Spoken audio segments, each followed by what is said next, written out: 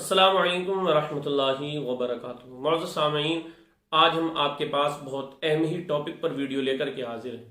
ماہ رمضان کی آخری شب ہم کیسے گزاریں؟ جو رمضان کی آخری رات آتی ہے، اس رات کو ہم کیسے گزاریں؟ آئیے اس کے بارے میں جانتے ہیں۔ میرے پیارے آقا صلی اللہ علیہ وسلم کے پیارے دیوانوں، ماہ رمضان میں ہم روزہ رکھتے ہیں، نوافل پڑھتے ہیں، تلاوت قرآن کرتے ہیں، نماز تراویح ادا کرتے ہیں، اسی طریقے سے غریبوں کی مدد کرتے ہیں، سحری و افطار کراتے ہیں، اپنے اہل و عیال پر خوب خرچ کرتے ہیں۔ یقیناً ان اعمال میں ہم بے حد اجر و ثواب اور بے شمار اللہ کی رحمتیں حاصل کرتے ہیں۔ لیکن جیسے ہی ہم عید کا چاند دیکھتے ہیں، ہم یہ تصور کرتے ہیں کہ یہ سارے عمل خیر کا سلسلہ، اس سے ہمیں چھٹکارا مل گیا۔ عید کا چاند دیکھتے ہی ہم بازاروں میں نکل جاتے ہیں اور قسم قسم کی چیزیں خریدتے ہیں۔ اکثر لوگوں کا حال یہ ہوتا ہے کہ ماہ رمضان کا چاند دیکھتے ہی گویا وہ اللہ عز و جل کو بھول گئے۔ پورا مہینہ عبادت و نیکی میں گزارنے کے بعد عید کا چاند دیکھتے ہی نمازوں کو ترک کر کے دیگر کاموں میں مشغول ہو جاتے ہیں۔ ہمیں کبھی یہ بھی خیال نہیں آتا کہ کیا ہم نے رمضان کی اس طرح قدر کی جس طرح اس کی قدر کرنے کا حق بنتا ہے؟ کیا ہم نے اس طرح عبادت کی جس طرح ہمیں رمضان میں عبادت؟ رمضان کی آخری رات ہے، یہ پورے رمضان میں جو ہم نے نیکیاں کی ہیں اس کا بدلہ اللہ کی بارگاہ سے اس کا بدلہ لینے والی رات ہے۔ اگر ہم اسی شب میں اللہ سے غافل ہو جائیں تو یہ کتنی کم نصیبی کی بات ہوگی۔ یعنی جس رات میں ہمیں اللہ کی طرف سے انعام ملنا ہو، جس رات میں ہمیں اللہ کی طرف سے اس کی گئی عبادتوں کا بدلہ اور صلہ ملنا ہو، اسی رات کے اندر ہم اللہ کو بھول کر دیگر کاموں کے اندر مشغول ہو جائیں تو یہ کتنی کم نصیبی کی بات۔ لہذا اس حدیث کو پڑھو اور عید کی رات میں ماہ رمضان مبارک میں اپنے سارے اعمال کا تجزیہ اور احتساب کرو، یعنی جائزہ لو۔ میں حدیث پاک پڑھتا ہوں، اس کو پڑھیں اور اپنے اعمال کا جائزہ لیں۔ اللہ کے پیارے حبیب صلی اللہ علیہ وسلم نے ارشاد فرمایا، جب عید الفطر کی رات آتی ہے، ملائکہ خوشی مناتے ہیں اور اللہ عز و جل اپنے نور کی خاص تجلی فرماتا ہے۔ فرشتوں سے فرماتا ہے، اے ملائکہ کے گروہ، اے گروہ ملائکہ، اس مزدور کا کیا بدلہ جس نے اپنا کام پورا کر لیا؟ فرشتے عرض کرتے ہیں اس کو پورا اجر دیا جائے۔ اللہ تعالیٰ فرماتا ہے، میں تمہیں گواہ کرتا ہوں کہ میں نے اس کو بخش دیا۔ یہ عید کی رات جو رمضان کی آخری رات ہوتی ہے، اس رات اللہ فرشتوں سے فرماتا ہے، فرشتوں اس مزدور کو کیا بدلہ دیا جائے جس مزدور نے پوری محنت کے ساتھ اپنا کام کیا؟ تو اللہ کے فرشتے عرض کرتے ہیں، مولا اس کو پورا اجر دیا جائے، جو اس نے کیا ہے رمضان کے اندر اس کا پورا صلہ اس کو دیا جائے۔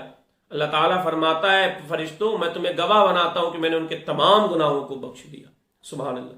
میرے پیارے آقا صلی اللہ علیہ وسلم کے پیارے دیوانوں، اس حدیث کو پڑھنے کے بعد رمضان کی آخری رات ہمیں اپنا احتساب، اپنا محاسبہ کرنا چاہیے کہ ہم نے پورے رمضان میں کتنی نیکیاں کی ہیں، اور آج جو نیکیوں کا صلہ ملنے کی سبب ہے، اس میں ہمیں کتنے اجر کے حقدار ہیں، اس میں ہمیں کتنا اجر ملے گا۔ اس طریقے سے ایک بزنس مین ہوتا ہے، جب وہ اپنی انویسٹمنٹ کرتا ہے تو وہ اپنی انویسٹمنٹ کرنے کے بعد جب وہ واپس ملنی ہوتی ہے، جب اس کا فائدہ آنا ہوتا ہے، تو اب وہ حساب و کتاب کرتا ہے کہ اب اس میں کتنا پروفٹ مجھے ملا، کتنا پرسنٹ مجھے سے بچا۔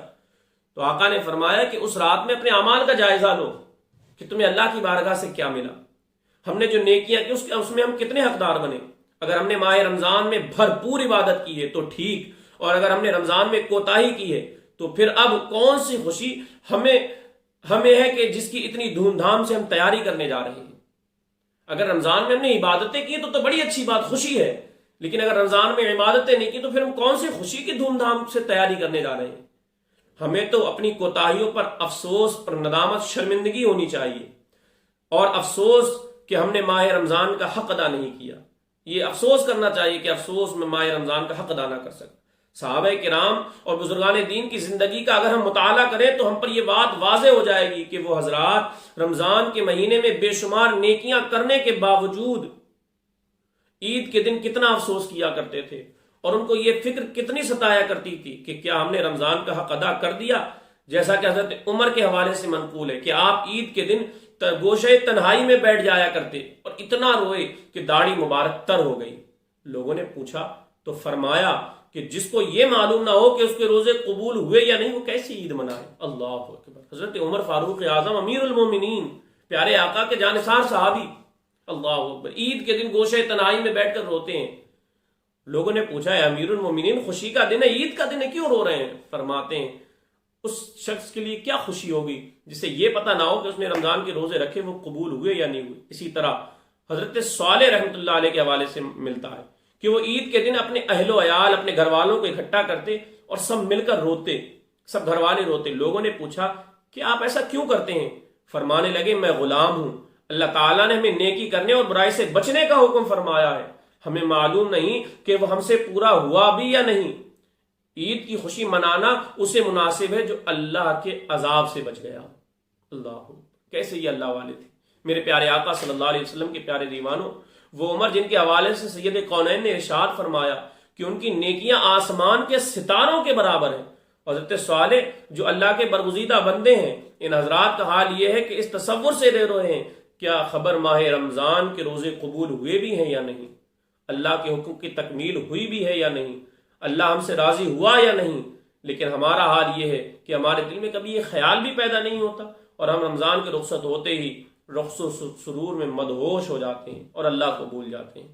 میرے عرض کرنے کا مقصد یہ نہیں ہے کہ ہم عید نہ منائیں، یقیناً عید منانی چاہیے، مگر ساتھ ہی ساتھ اللہ کے ذکر سے غافل نہیں ہونا چاہیے، چاہے خوشی کا موقع ہو یا غم کا موقع۔ جیسا کہ اللہ کے رسول صلی اللہ علیہ وسلم نے ارشاد فرمایا، جنہیں قیامت کے دن سب سے پہلے جنت کی طرف بلایا جائے گا وہ لوگ ہوں گے جو خوشی اور غم میں اللہ کی حمد کرتے تھے، اللہ کا ذکر کرتے تھے۔ جنہیں قیامت کے دن سب سے پہلے جنت کی طرف بلایا جائے گا تو وہ لوگ ہوں گے جو خوشی میں اور غم میں اللہ کا ذکر کرتے تھے، یعنی اللہ سے غافل نہیں ہوتے تھے، اللہ کے ذکر سے۔ اللہ تعالیٰ کو اس شب میں یاد کرنے کی فضیلت حدیث پاک میں اس طرح مروی ہے کہ حضرت ابو امامہ نے تاجدار کائنات سے روایت کی کہ جو عیدین کی راتوں میں، یعنی عید الفطر اور عید الاضحیٰ یعنی بقرہ عید، ان دونوں عیدوں سے پہلی والی راتوں میں قیام کرے، اس کا دل اس دن نہ مرے گا جس دن لوگوں کے دل مر جائیں گے، یعنی اس دن تک اس کا دل مردہ نہ ہوگا جب لوگوں کے دل مردہ ہو جائیں گے۔ اللہ، دوسری روایت میں اس طرح ہے کہ اصبہانی معاذ بن جبل سے روایت کرتے ہیں کہ جو 5 راتوں میں شب بیداری کرے اس کے لیے جنت واجب ہے، جو 5 راتوں میں جاگتا ہے اللہ کا ذکر کرتا ہے اس پر جنت واجب ہو جاتی ہے۔ سبحان اللہ۔ سب سے پہلی ذی الحجہ کی 8ویں، 9ویں اور 10ویں رات، عید الفطر کی رات یعنی رمضان کی آخری رات، اور شعبان کی 15ویں رات یعنی شب برات۔ میرے پیارے آقا صلی اللہ علیہ وسلم کے پیارے دیوانوں، نبی صادق و مصدوق صلی اللہ علیہ وسلم نے مذکورہ احادیث طیبہ میں شب عید میں قیام یعنی رات میں جا کر عبادت کرنے کی فضیلت بیان فرما دی۔ پہلی حدیث میں یہ بھی فرمایا کہ جب سارے لوگوں کے دل مردہ ہوں گے اس وقت تک اس شخص کا دل زندہ رہے گا جو شخص اس رات میں جاگ کر عبادت کرتا ہے۔ اور دوسری روایت میں یہ فرمایا کہ جو اس رات میں اللہ کا ذکر کرے گا اس کے لیے جنت واجب ہو جائے گی۔ اب مجھے بتائیے کون شخص زندہ دلی نہیں چاہتا؟ یقیناً ہم میں سے ہر شخص یہ چاہے گا کہ اس کا دل زندہ ہو۔